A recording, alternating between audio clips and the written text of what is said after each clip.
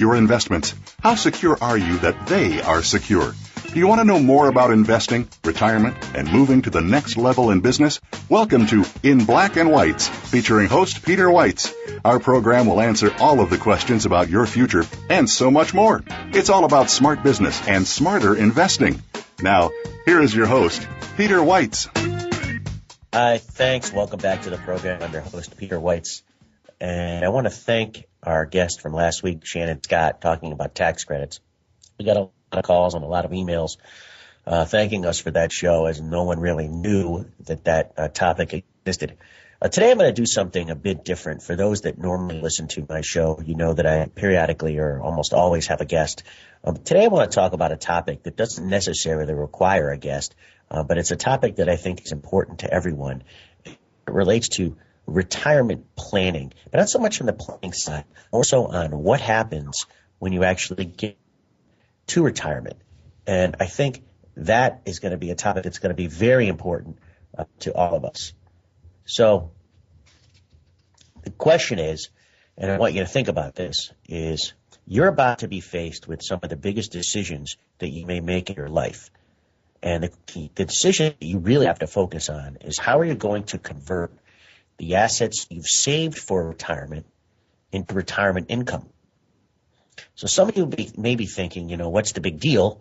When I decide to stop working, Social Security will kick in, and I'll supplement my income by drawing down on my assets bit by bit. But unfortunately, for most people, that's the extent of their retirement planning.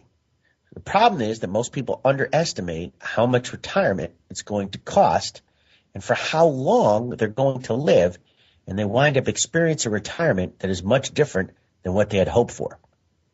So what people realize is had they spent the time and the money to plan appropriately, they would have been better prepared for the retirement they desired.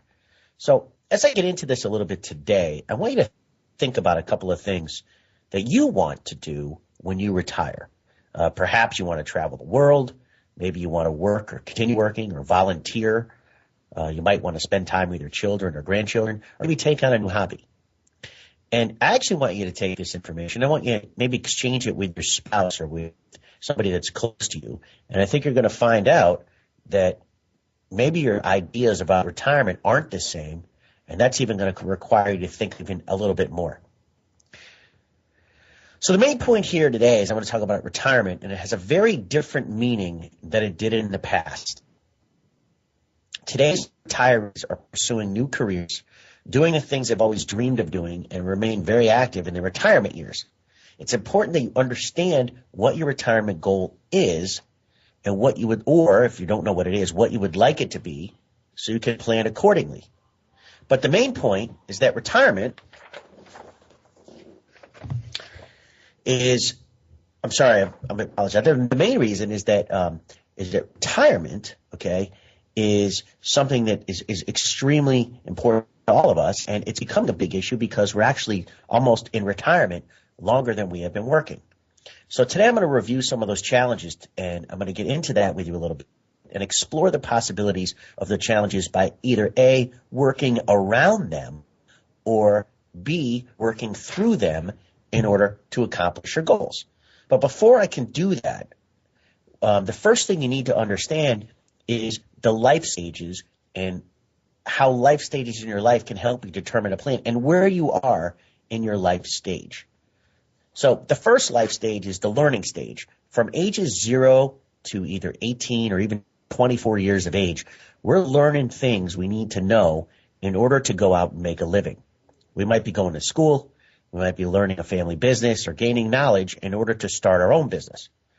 During this time, we are most likely not investing because it's likely we don't have any assets to invest.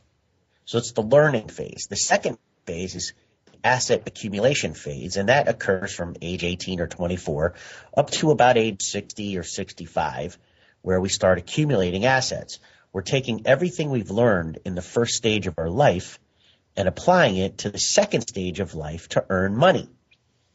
Helping you select the appropriate investment strategy to meet long-term goals is probably the most important advice you can get and receive at this stage in your life, in the asset accumulation stage. The third stage is asset distribution. From about age 60 to 65 and on, you're going to be spending the money you've earned during the accumulation years. Now the rules become different because distributing money is completely different than accumulating money. You have to make sure the money you've accumulated lasts as long as you do. And this is a theme I'm going to harp on for the vast majority of the show because it's becoming really what the retirement crisis is that we are outliving the money that we think we need in order to retire. And then finally, the last stage is what I call legacy planning, which is probably age 70, 75 on to your time of death. And that's that final phase. So this legacy planning stage is where you pass money on, where you might leave it to your relatives or loved ones. There's an old Native American proverb that states, "We will be known forever by the tracks that we leave." And this can apply to the positive tracks you can leave for your family and or any charitable organization or contribution that you may be fortunate to make. And that's part of your legacy planning. So understanding those 4 stages and thinking about those 4 stages and thinking about the goals that I asked you to think about in the beginning of the program is going to help you understand A, where you are, and B, where you need to be in order to achieve a successful retirement. So understanding that as a fundamental basis, all right, let's discuss what the retirement challenges are that we face as workers in the country. And those retirement challenges are broken down into 7, what I've called 7 challenges. And they encompass what I'm calling the retirement income challenge. And for those of you that have listened, do listen to the show, you know that there's an advertisement that comes on the show talking about climbing Mount Everest. Well, what turns out is most people have died descending Mount Everest than in reaching the peak. Because part of the problem is they're so focused on climbing Mount Everest that they never figure out how to get down. And when you think about retirement planning and why that advertisement is so germane and when we talk about this is you have to be prepared for the ascension and you have to be prepared for the descension. And failing to do both is really going to cause a problem. So in the retirement income challenge, there are 7 things. 3 I'm going to call workaround challenges. There's things that are just out there that we have no choice over, that we have to be aware of, but we have to work around them. And there are 4 challenges that I'm calling work through challenges that are challenges that we just have to know about, be aware of, and deal with them as they come. So let me outline real briefly what those 7 challenges are, and then we're going to get into each one individually. The first workaround challenges of the 3, there's the pension plunge, okay, what I'm calling social insecurity, and number 3, the healthcare nightmare that nobody can figure out. The work through challenges are going to be the tax acts, okay, we don't really know what's happening in taxes, the invisible enemy, what we don't know that's coming down the pike, and aging America. As I mentioned, we continue to get older and live longer.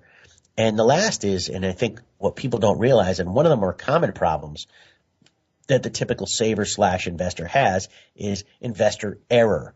Okay, we just don't think logically as investors. And so I'm going to get into a little bit about these 7 things after the break. But before I do that, I just want to make sure I recap that you understand there are 4 stages in your life. All right. You've got your learning stage, your asset accumulation stage, your spending stage, and then your legacy planning stage, what you're going to leave in the future for your loved ones or maybe a charity or something along the way. And if you understand those 4 stages, again, you can start to adequately plan for your retirement. Once you get into retirement, and what we're going to talk about after the break, are the 7 income challenges that we are faced with day in and day out. Most of them we can't actually address because they're a moving target. And it's important that you understand what all 7 of those are. I'm going to get into all 7 of those right after the break. You're listening to the In Black and Weitz radio program on Voice America Business.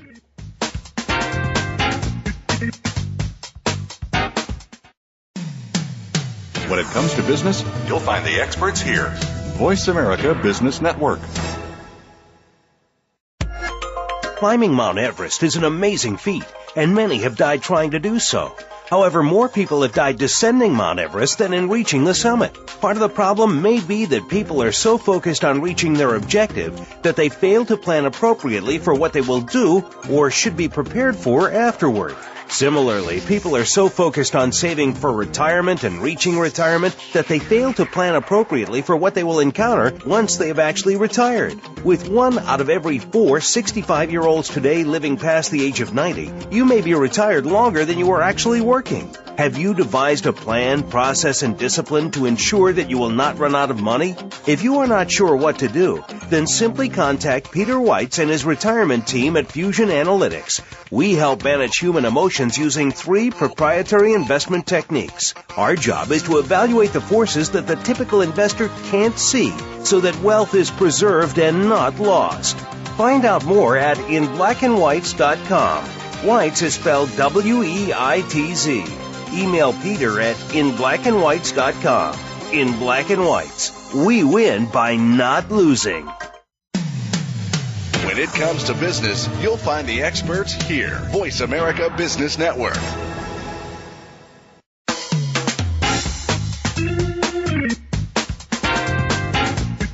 You are listening to In Black and Weitz. To reach Peter Weitz or his guest today, please call 1-866-472-5790. That's 1-866-472-5790. You may also send an email to peter at inblackandweitz.com. Weitz is spelled W-E-I-T-Z. Email Peter at inblackandweitz.com. Now, back to this week's program. Hi, thanks. Welcome back to the show. I'm your host, Peter Weitz. And prior to the break, I was talking about the retirement challenges that we're going to face and the things we have to think about in order to adequately plan for retirement, because I know that no one wants to work until they pass away. During the break, though, I had an interesting conversation with my sound engineer, Brad, and we were talking about, saving and how retirement works and so forth and, coming up with a plan.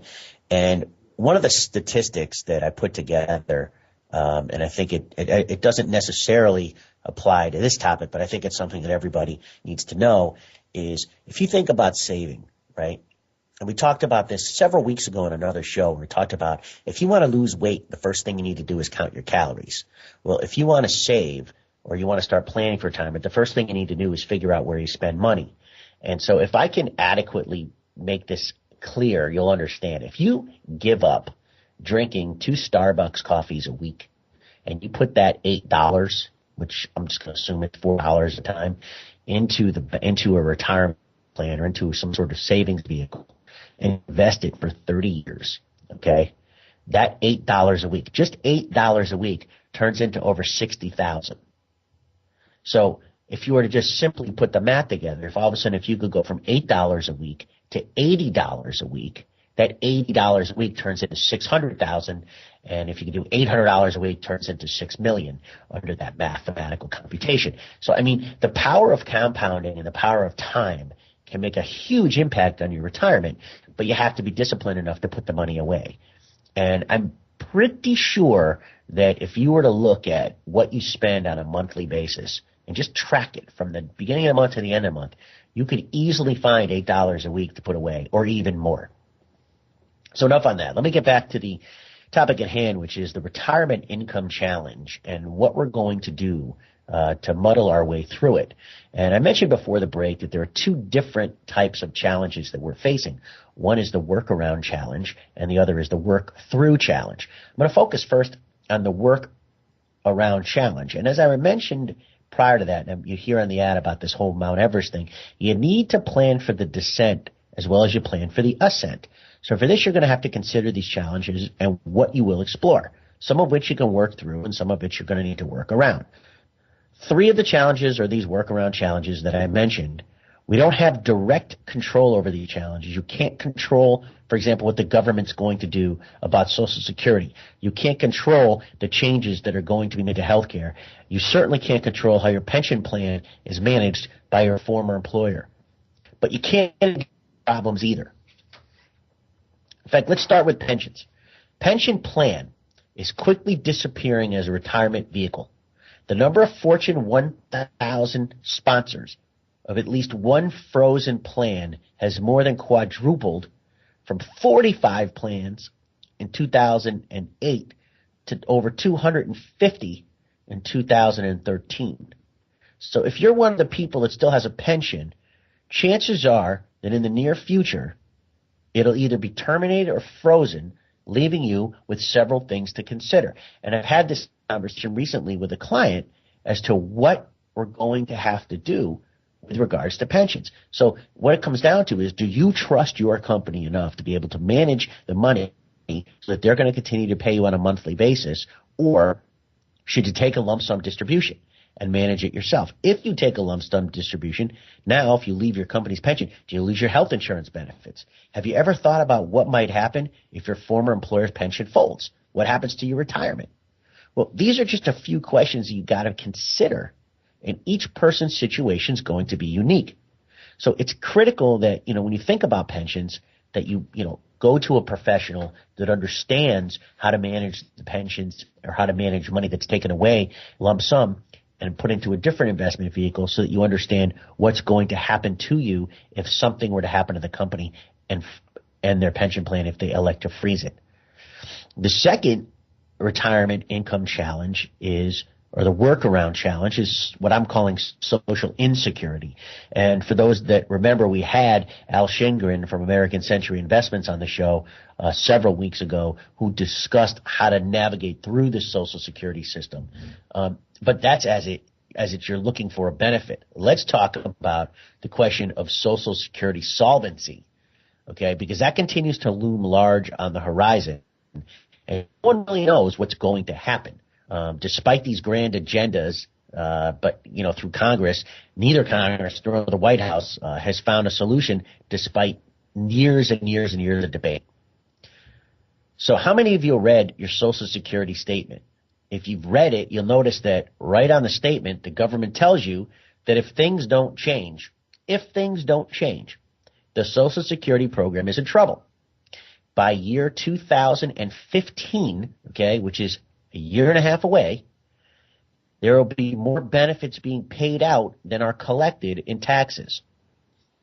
By 2037, okay, which is 20 years from now, 25 years, the program will only be able to pay 78% of its scheduled benefits.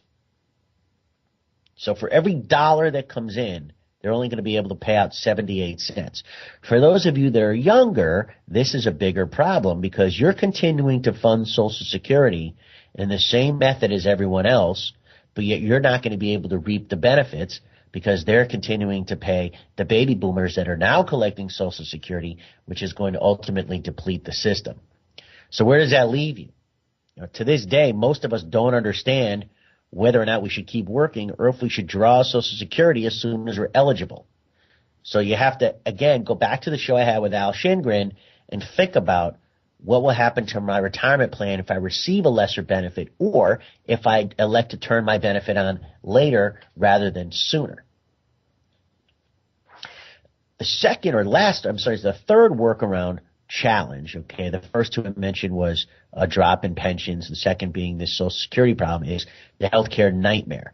And while I can't get into a show on Obamacare because I can't explain it, okay, it might blow up the whole Voice America system because it'll go on and on and on for hours and no one will even know what's happening. Each of these workaround challenges are a headache, but healthcare tops the list. There are just no easy answers for healthcare going forward. Medicare's trustees, okay, so Medicare takes over as you get older, are reporting that the trust fund will be completely exhausted by the year 2029. So you may want to ask yourself a few questions, understanding that Medicare is out of business in 2029. Should I secure group coverage until I'm eligible for Medicare? Do I need a Medicare supplement? If I'm healthy, would it benefit me to look for a higher deductible plan? What about long-term health care insurance? Do I have to think about it now? These are questions you must talk to a financial professional about in order to fully understand the impact of a loss of Medicare benefits to you when you are older. Obamacare is supposedly going to give insurance for the rest of your life, but do we really know that? And because of that invisible hand, we have to make sure that we are aware of this workaround challenge. So again, the sum of the 3 workaround challenges that we discussed a drop in pensions, we discussed what's going to happen to Social Security if it doesn't change, and the fact that it's going to actually be paying out 78 cents on the dollar in 2037, which really impacts those of us that are younger. And the last thing is, what are we going to do about health care? And I don't really know if there's an answer for that either, particularly since we believe that the Medicare system is going to go out of business in the year 2029. So let's work around. Now there's some problems we have to work through when we get into retirement. So before I get into that, again, think about the topic at hand here. We're discussing the retirement income challenges that we're faced with when we get into retirement. But these are things you need to plan for today as you're accumulating assets, because the impact of all of these 7 challenges could mean we need to save more money to offset what we don't know is going to happen so that we're protected. And so the show really applies to ages everyone, okay? It doesn't necessarily apply to those that are 65 or older, because those that are in the accumulation stage, these issues are going to become more germane as we get later into this century, particularly as we get into the 20s. So the work through challenges are this. Again, there are 4 of them. The tax acts, okay, income taxes, the invisible enemy, okay, and I'm going to talk a little bit about what that means shortly, an aging America and investor errors. So I'm going to spend the rest of the show talking about these 4 challenges, these 4 work through challenges. But unlike the work around challenges, these challenges can have a direct impact on us, okay, on us as a retiree. Prior to me getting into all 4, I'm going to take a quick break so that I can spend most of the time uninterrupted talking about these. You're listening to the In Black and Weitz radio program on Voice America Business.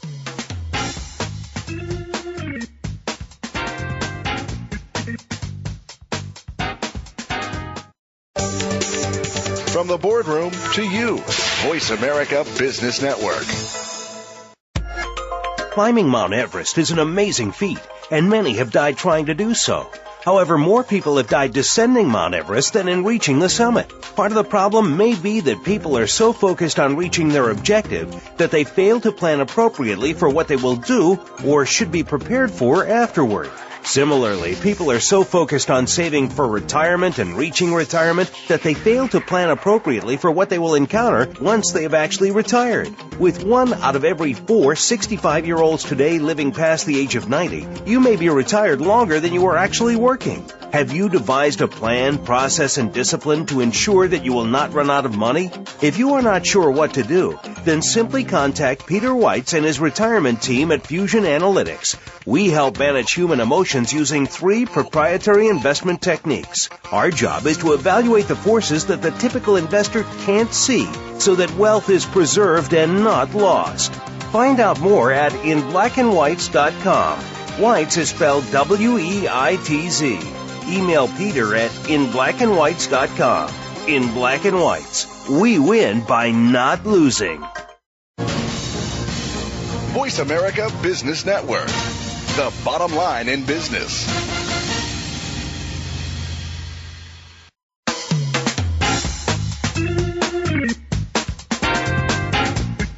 You are listening to In Black and Weitz. To reach Peter Weitz or his guest today, please call 1-866-472-5790. That's 1-866-472-5790. You may also send an email to peter at inblackandweitz.com. Weitz is spelled W-E-I-T-Z. Email Peter at inblackandweitz.com. Now, back to this week's program. Hi, thanks. Welcome back to the program. I'm your host, Peter Weitz. Today, we're talking about the 7 retirement income challenges that we're faced with.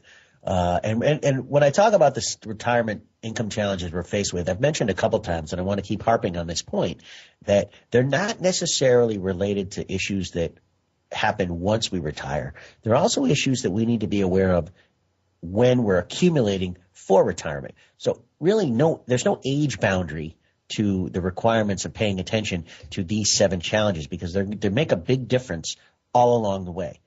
Right before the break, we were talking about work around challenges, and we spent a little bit of time talking about the lack of pensions that are out there, the problems with Social Security, and the problems of Medicare.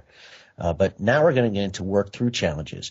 And we can frame sort of these work through challenges in terms of a recipe. Each of these challenges must be addressed in order to move forward towards your retirement years. But just like a recipe, if you leave out a key ingredient, you're not going to end up with the right dish. So, for example, if you leave the yeast out of your bread, the bread recipe, your final result might not be what you expected. Your bread might be flat and dense and not fluffy and airy if that's what you so desired. Not addressing all of these work through challenges are going to garner the same result. You won't get what you expected. So let me go over all 4 work through challenges and explore some ways in which we can address them. The first is the tax axe, okay, and the axe being like a hatchet. So let me start the topic of the tax axe with a question. If you could increase the return on your investments without taking any more risk, would you? Well, obviously the answer is yes. So without tax deferral, assets grow more slowly. Paying taxes at a rate of 25% on returns reduces the amount of assets earning interest. So, for example, if I have a $100,000 investment, okay, and it grows at 8% interest, over a 20-year period, it's going to grow to $320,000 without tax deferral, okay? However, if the assets are tax deferred, maybe in some sort of retirement vehicle, that same $100,000 at 8% over the same 20-year period grows to $466,000. So it's a $150,000 difference for the same return on investment. So again, the question begs, if you could increase the return on your investment without taking on any more risk, would you? Well, the answer is you can if you understand the power of tax deferral. So bear in mind, lower minimum tax rates on capital gains and dividends make the return of a taxable investment more favorable. But they reduce the difference in the performance in the example I just gave you, okay? You have to consider all of these as part of your investment strategy, like your current and future time horizon. So I see a lot of people that don't max out a 401k if it's available, that don't put away the maximum contribution into their IRA on an annual basis. They merely just have a savings account. You're losing out on your income tax bracket is the amount of loss you're getting from tax deferral.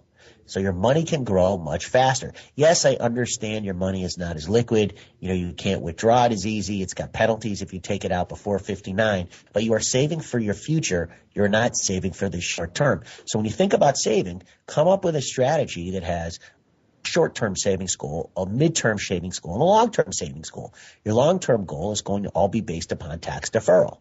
You're not going to use that money until you need it in retirement, or at least until you're after the age of 59 and a half. For the things that come up that require you to tap into your savings, have a short-term or medium-term goal in mind and use that money first. But again, you can see mathematically, and I'll post this on the blog, what the difference is between tax deferral and not tax deferral. So whatever investment strategy you choose, paying taxes on your investment earnings can actually have a negative effect on the potential growth of your retirement assets. The features of tax-deferred accounts make them attractive alternatives for your money, and I want to make sure I harp on this. So the retirement challenge, it's not a tax problem, it's an income problem. So would you rather take income off of $466,000 in my example, or off of $320,000? We obviously know the answer to that, but that's all driven by tax deferral. So making sure you max out your tax-deferred accounts on an annual basis is going to help you with regards to the income tax acts as you get older in life. The second is the invisible enemy, and the invisible enemy is simply inflation. Okay, inflation. All it does is continue to erode your savings. Okay, how much annual income are you going to need in retirement? Whatever your answer is, you have to plan to account for inflation. Inflation is the risk created by the rising cost of things we need to buy. So, for example, food, healthcare, housing, transportation, insurance, clothing, things that we do, as they go up in cost, That's considered inflation. So the shirt you're going to buy today is not going to cost 30 years from now. You have to account. Historically, the rate of inflation has averaged 3% per year, but swings in inflation rate can put pressure on your income, especially if your income becomes fixed as it would be in retirement. So let me give you an example. Assume you need $50,000 a year to live today. At just 3% inflation, you'll need nearly 3 times that amount in 35 years just to maintain the same life. Let me explain that a different way. That means $50,000 today needs to be $150,000 in 35 years to be able to have the same buying power that it has today. And assume inflation remains at 3%, which also happens to be the average historical inflation rate dating back to 1926, okay, although in the 70s and 80s it was clearly higher. Inflation can quickly reduce your purchasing power of fixed or low return income investments. Okay, inflation has to be in consideration. Now, lately, inflation's been relatively low because interest rates are essentially at zero, but we don't expect inflation to remain that way. And we certainly, when interest rates rise, we're going to see a rise in inflation. But even so, those you can see, gas prices go up, your rent goes up, your electric bill goes up, all of your regular household costs continue to go up, and that'll erode what you've saved for in retirement if you don't cover the invisible enemy known as inflation. The third sort of work through challenge, okay, is longevity. You may not think that taxes and inflation are a big concern yet. Hopefully after what I've just told you, you will. But they are more a concern, again, than you think, thanks to longevity. How long were your parents in retirement? Historically, Americans worried about dying before reaching retirement. Now they worry that they may outlive what they saved. Huge change in what's gone on in the economy. I was telling, again, Brad, my sound engineer at the break, that Social Security, when it first came out, all right, the average life expectancy was 65 years old, and people worked until age 62. So the Social Security benefits only had to pay out for 3 years on average. Today, people are retiring at age 65 and living to 85 or 90. So Social Security, the impact on Social Security is that they're paying out for 25 or 30 years, which is what's causing a lot of the problems. So this longevity issue impacts so many other different factors of this retirement challenge. Increasingly, people are finding themselves spending more time in retirement than they did in the workforce. The simple result of this longevity risk is that retirees need a much bigger nest egg to start with because they need it to last longer. So, knowing that these are your challenges, your 7 either work around or work through challenges, I want to come up with some solutions, some potential strategies that you can use to help ameliorate, to help cover some of these problems that you're going to have or you need to think about in retirement. So the first solution, and many people come up with when they start hearing all about these intimidating challenges, they say, I'll just set my own plan with a fixed instrument, something fixed. And it makes sense. They're looking for a vehicle that'll give them income for life, something that can give them some confidence that they will never run out of money. But what doesn't make sense in the strategy is that while some instruments can offer income that can last a lifetime, they don't do anything to protect against inflation. So if I come up with something that's going to pay me $100 a week, that's not going to help me if inflation continues to run at 3% like it historically has done since 1926. Because that $100 is going to erode every year to be less and less. If I live another 20 or 30 years, I'm going to be getting that same amount of income that I started with, but it might only be worth half as much in terms of buying power. So some fixed instruments may give you income for the rest of your life, but the key ingredient missing, we talked about a recipe in this strategy, is it doesn't solve for the invisible enemy, inflation. So what's one of the best ways to compound inflation? The first thing you need to know about fighting inflation is the importance of rates of return. And more important, you have to know about the importance of compounding. Okay? Compounding is taking interest and reinvesting it right back into your investment. So that instead of pulling the cash out, you're reinvesting what you're earning. And that ability to compound causes your returns to increase much more dramatically over time than they would be if you did not reinvest the interest that you're getting. Okay? Let me give you an example. So let's say you start with a $10,000 investment and you leave it to grow tax deferred for 20 years. At a 4% rate of return, 4%, the investment more than doubles over 20 years from $10,000 to just under $22,000. At a 6% rate of investment, it grows to $32,000. Now, what happens if I double the rate of return? At an 8% rate of return, right, people would say that it doubles again because I'm using now 4 to 8. But in fact, the initial $10,000 increases by more than 450%. Not doubles, but doubles over 2 times. The investment grows faster at a higher rate of return, which makes the 8% rate of return attractive to investors. See, here's the point here. Rate of return doesn't make it does make a difference. But the thing to keep in mind is the greater the return, the greater risk, including the possible loss of investment, but also the greater amount of compounding.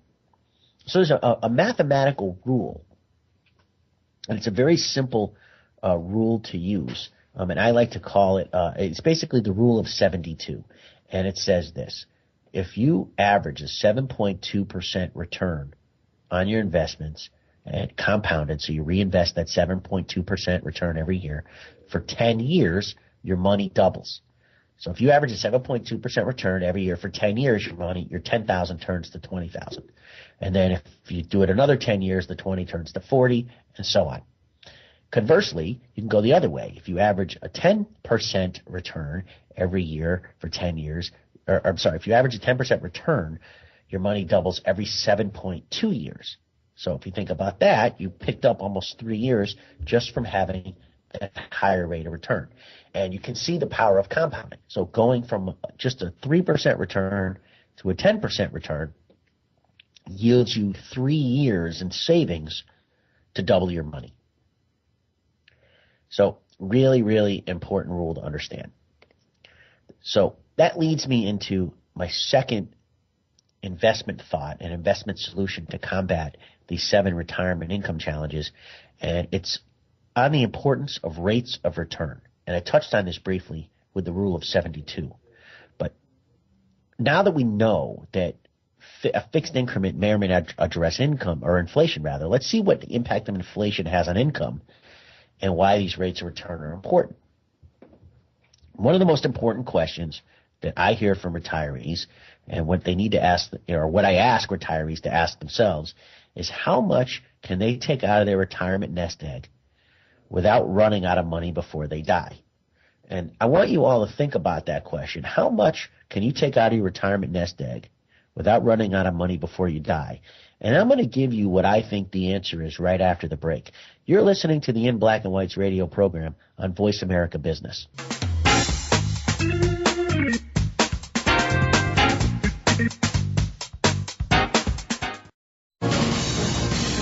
Voice America Business Network, the bottom line in business. Climbing Mount Everest is an amazing feat, and many have died trying to do so. However, more people have died descending Mount Everest than in reaching the summit. Part of the problem may be that people are so focused on reaching their objective that they fail to plan appropriately for what they will do or should be prepared for afterward. Similarly, people are so focused on saving for retirement and reaching retirement that they fail to plan appropriately for what they will encounter once they have actually retired. With 1 out of every 4 65-year-olds today living past the age of 90, you may be retired longer than you are actually working. Have you devised a plan, process, and discipline to ensure that you will not run out of money? If you are not sure what to do, then simply contact Peter Weitz and his retirement team at Fusion Analytics. We help manage human emotions using 3 proprietary investment techniques. Our job is to evaluate the forces that the typical investor can't see so that wealth is preserved and not lost. Find out more at inblackandweitz.com. Weitz is spelled W-E-I-T-Z. email Peter at inblackandweitz.com. In Black and Weitz, we win by not losing. The business community's first choice in Internet Talk Radio. Voice America Business Network.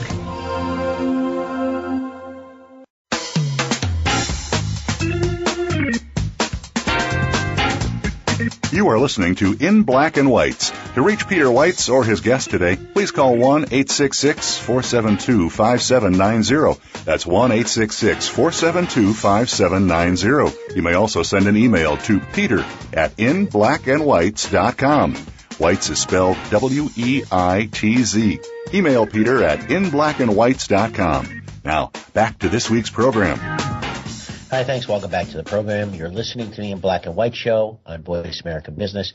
A quick thank you to our sponsors, American Century Investments, and our newest sponsor, Invesco. Prior to the break, I was asking you a question about how much money you think you could take out of your retirement nest egg before you run out, before you think you're going to run out prior to you passing away. And, while there is really no hard and fast rule, studies, experts, and advisors agree that about a 4% annual withdrawal is a sustainable guideline, okay? So how many of you, knowing what you have in the bank, would be happy to earn 4 or let's say even 5, 6% of your investments during your retirement and withdraw that income? And if you do, is that amount going to meet your needs for living expenses?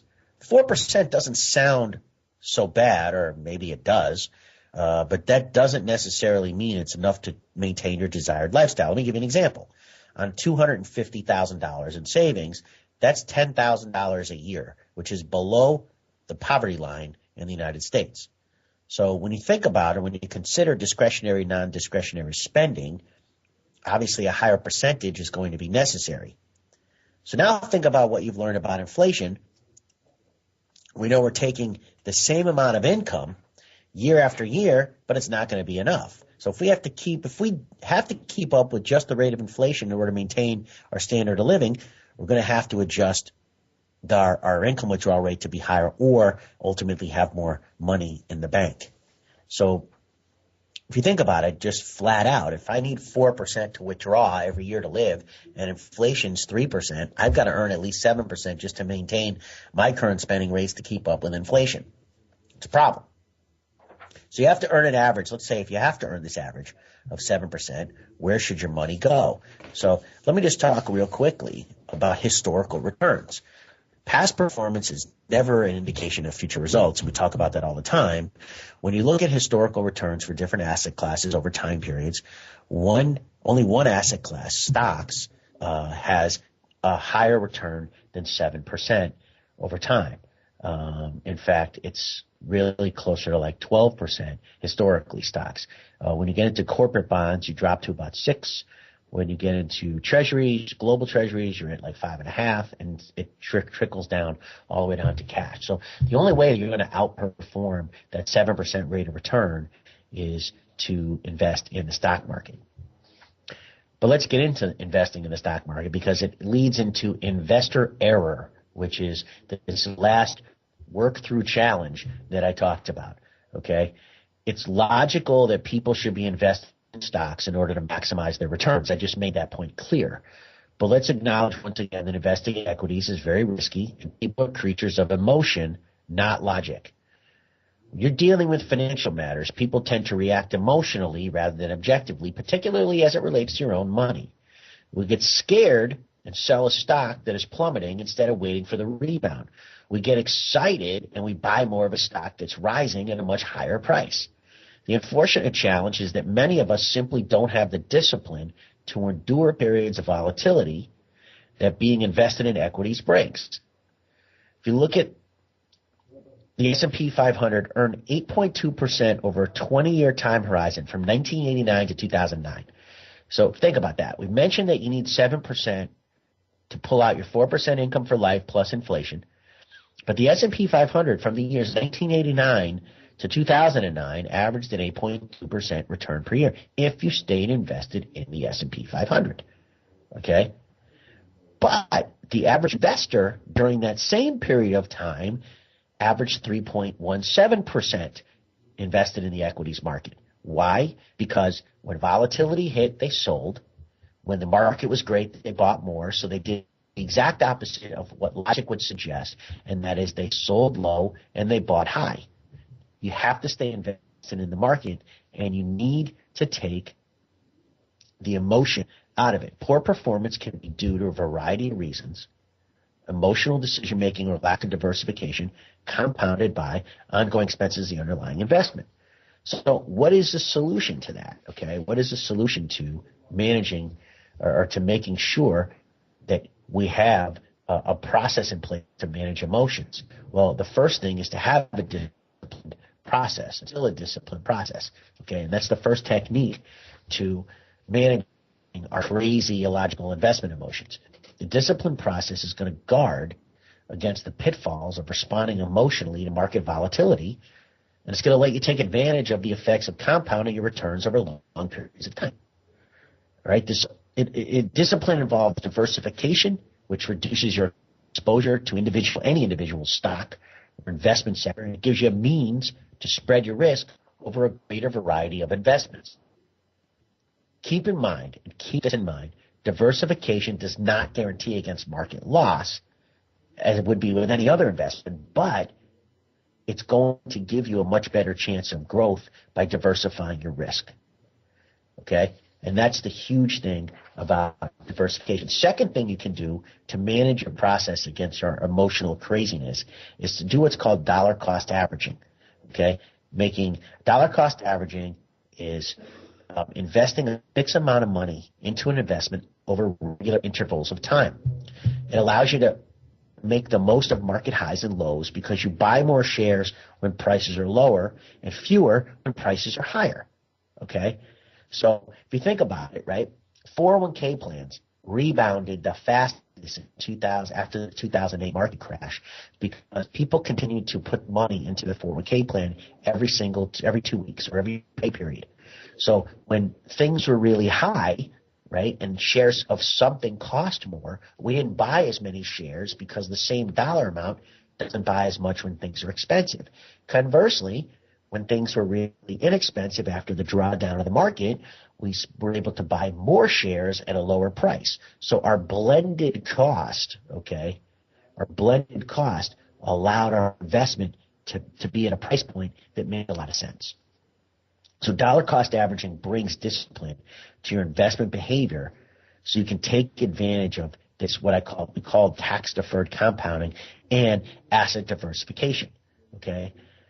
Similar to the concept of dollar cost averaging, and for people that are in retirement, you want to take what's called systematic withdrawals. A systematic withdrawal is the exact opposite of a dollar cost average, but it works the same way. Okay, instead of adding money on a regular basis, it's being taken out on a regular basis. And if you systematically withdraw the same amount of money in regular intervals, you're going to withdraw at market highs and you're going to withdraw at market lows. And it is going to make your money last longer. So the last component, or this concept of systematic withdrawals, is tremendous as it relates to your investment philosophy. Finally, the last component I want to point out in this regard to this discipline process is a periodic rebalancing. All right, and this is a portfolio is going to be constructed for you by a financial professional. You want that portfolio to be set up in a certain mix, and that mix needs to be rebalanced on a period of time so that it always stays within that mix, and that's important to know. Last couple things I want to point out. You want to have a disciplined strategy, okay? Believe in active management, all right? Believe in guys that know what they're going to do, the professionals that are out there that do this on a regular basis, okay? And the last thing you can do is talk about, all right, protection. How do you get to protection?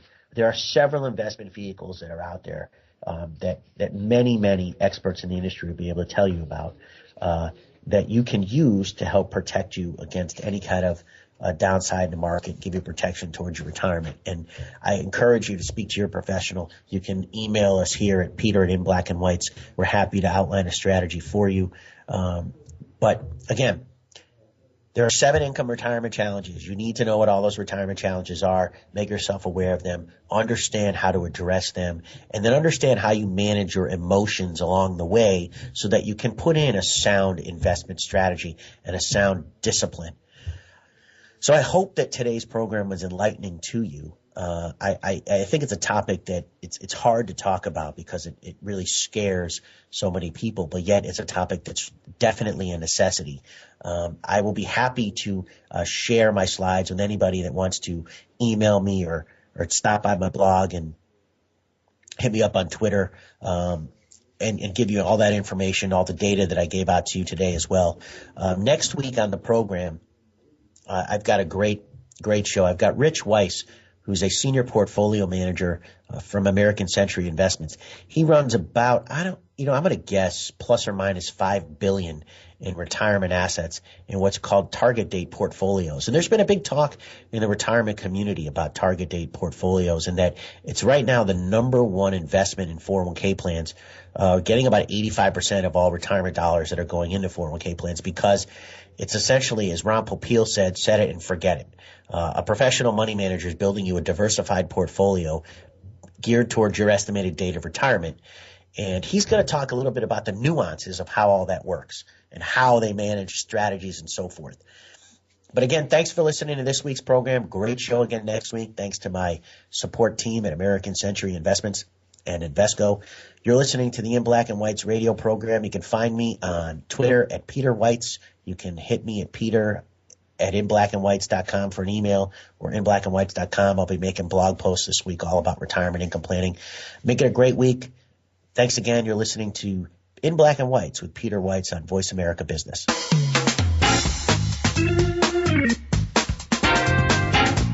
Thank you again for tuning in to In Black and Weitz.